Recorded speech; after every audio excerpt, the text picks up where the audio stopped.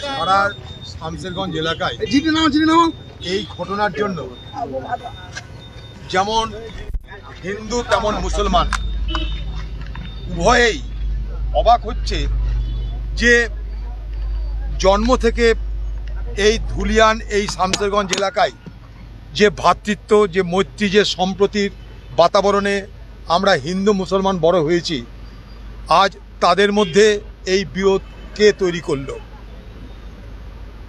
ক্ষতিগ্রস্ত হিন্দুরা, ক্ষতিগ্রস্ত মুসলমানরা। হিন্দু পরিবার খুন হয়েছে, বাবা ছেলে খুন হয়েছে, বহু হিন্দু ঘর বাড়িতে আগুন দেওয়া হয়েছে, ভাঙচুর হয়েছে, অস্বীকার করা কিছু নেই।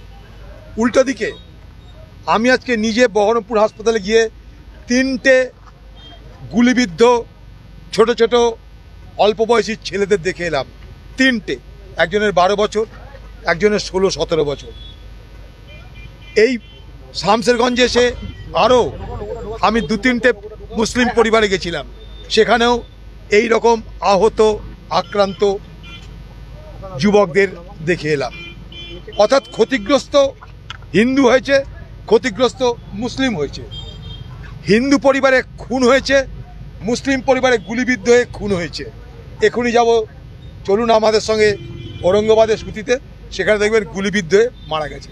দেখুন, হিন্দু পরিবারে যে মারা গেছে সে একটা রাজমিস্ত্রি, তার বাবার সামান্য জমি আছে।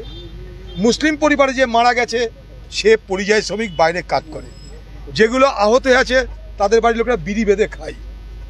যে ধুলিয়ান শহরে বিড়ি মজুরির জন্য আমরা আন্দোলন করি, বিড়ি মজুরি বাড়ানোর জন্য আমরা বারবার দাবি করি, সেই ধুলিয়ান শহরের অভাব, অভিযোগ, এখানকার দারিদ্রতা নিয়ে কারো মাথা ব্যথা কেন হলো না? কেন হঠাৎ করে এই অশান্তি তৈরির চেষ্টা করা হলো?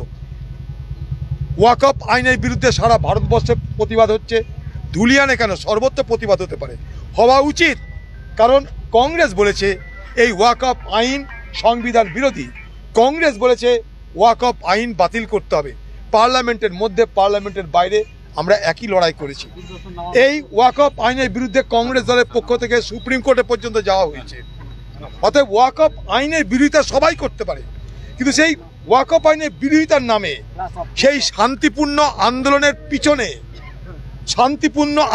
পিছনে কিছু অরাজকতা তৈরি করার যে চেষ্টা হলো, সেইখানটায় লুকিয়ে রয়েছে এই দাঙ্গার পিছনের নেপথ্য কারণ।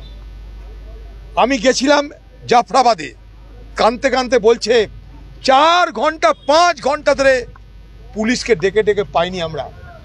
আমি মুসলমান গ্রামে গেছিল, একই কথা সেখানেও বলছে যে পুলিশকে ডেকে পাওয়া যায়নি। সেদিন সবাইকে পাওয়া গেছে। গন্ডগোলের দিন এই শামসেরগঞ্জে সবাইকে পাওয়া গেছে, শুধু পুলিশকে পাওয়া যায়নি। 4 ঘন্টা 5 ঘন্টা পুলিশ পাওয়া যায়নি। তারপর এই বীরপুঙ্গ পুলিশরা ডেকে নিয়ে এসছে বিএসএফকে। এখানে অনেকে অভিযোগ করেছে আমার কাছে যে বিএসএফের ড্রেস পরে, আমাদের সন্দেহ বিএসএফের ড্রেস পরা অবস্থাতেও মনে হয়েছে কেউ না কেউ গুলি চালাচ্ছে, তারা প্রকৃত বিএসএফ নয়। মানুষের সন্দেহ। সব ঘটনা তদন্ত, সিসিটিভি ক্যামেরা আছে এই ধুলিয়ান শহরের সর্বত্র। এটা মুর্শিদাবাদ জেলার সবথেকে বড় বাণিজ্য কেন্দ্র এই ধুলিয়ান। মুর্শিদাবাদ জেলায় যত রাজস্ব আদায় হয়, সবথেকে বেশি রাজস্ব আদায় হয় এই ধুলিয়ান শহর থেকে। লক্ষ লক্ষ বিড়ি শ্রমিক এখানে বসবাস করে, তাদের দারিদ্রতা শেষ নাই, সেসব নিয়ে কারো মাথা ব্যথা নাই। কিন্তু দাঙ্গা হয়ে গেল। এই শহরে আমি আজ থেকে নয়, কয়েক দশক ধরে যাতায়াত করি। দেখুন, এখানে 80 ভাগ মুসলমান, 20 ভাগ হিন্দু। যদি এখানকার মুসলমানরা দাঙ্গাবাজ হতো, এখানকার হিন্দু মুসলমানের মধ্যে যদি সাম্প্রদায়িক ভালোবাসা না থাকতো, তাহলে 80 ভাগ মুসলমান আর 20 ভাগ হিন্দুর লড়াইয়ে কি হিন্দু এখানে টিকে থাকতে পারত? ভালো করে বোঝার চেষ্টা করুন। কিন্তু 80 ভাগ মুসলমান, 20 ভাগ হিন্দু, এত বছর ধরে তারা একসঙ্গে থাকতে পারলো। আজও তারা একসঙ্গে থাকতে চাইছে, কিন্তু মাঝে কিছু অশুভ শক্তি রাজনীতির কারণে, ভোটের কারণে, বিভাজনের রাজনীতির আখের গুছানোর কারণে আজ এই যে ধুলিয়ানে, শামসেরগঞ্জে, মুর্শিদাবাদ জেলায় আমাদের যুগ যুগ ধরে যে সম্প্রীতির বাতাবরণ, সেটাকে তছনছ করতে চাইছে, সেটাকে বিষাক্ত করতে চাইছে। আমরা হতে দেব না।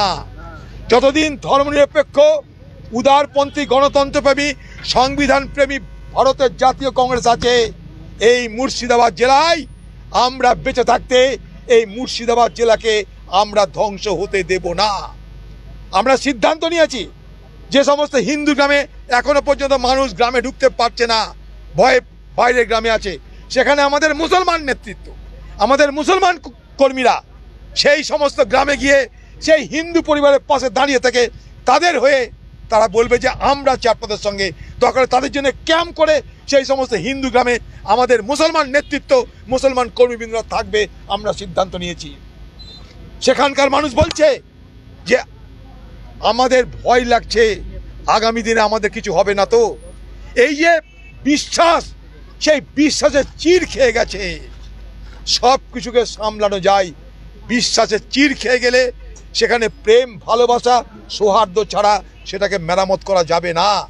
তাই ধুলিয়ান শামসেরগঞ্জের হিন্দু মুসলমান উভয় সম্প্রদায়ের মানুষের এখনো যারা বিজ্ঞবান আছেন, এখনো যারা বুদ্ধিমান, এখনো যারা সমাজ পরিচালক, তাদের সকলকে বসতে হবে, বসে আলোচনা করতে হবে কি করে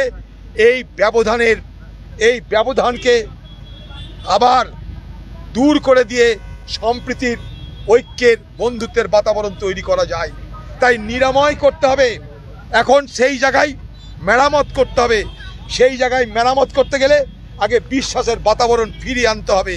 তাই মুসলমান সম্প্রদায়ের বড় বড় মাতব্বর যারা আছেন, হিন্দু সম্প্রদায়ের যারা বড় বড় মাতব্বর আছেন, রাজনীতি দেখতে হবে না, কংগ্রেস, সিপিএম, তৃণমূল, বিজেপি দেখতে হবে না, সমাজ বাঁচান। আপনারা